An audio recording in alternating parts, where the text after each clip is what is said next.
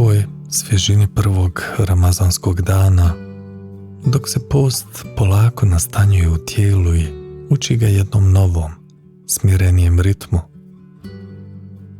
otvaram prve stranice uzvišenih riječi, mudrosti koje se nižu jedna za drugom poput blago prosijane svjetlosti, sa željom da i srce započne vlastiti post.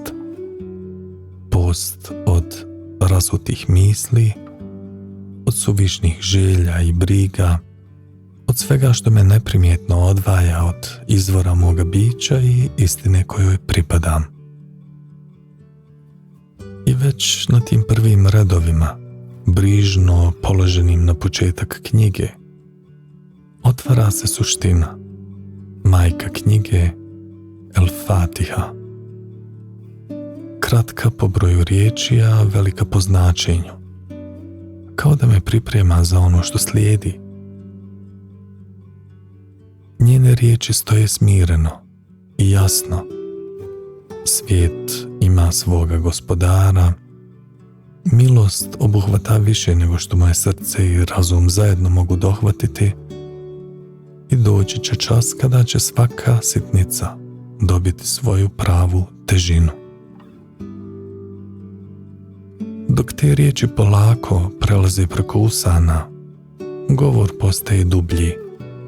Više ne izgovaram riječi o njemu, nego mu se obraćam, kao da ga prvi put zaista dozivam i govor se pretvara u susret.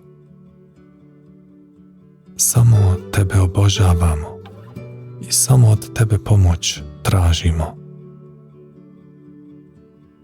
Kao da se u tim riječima sve rasuto u meni polako vraća prema jednom središtu, prema tački u kojoj pažnja, namjera i unutrašnji smjer ponovo nalaze svoje mjesto.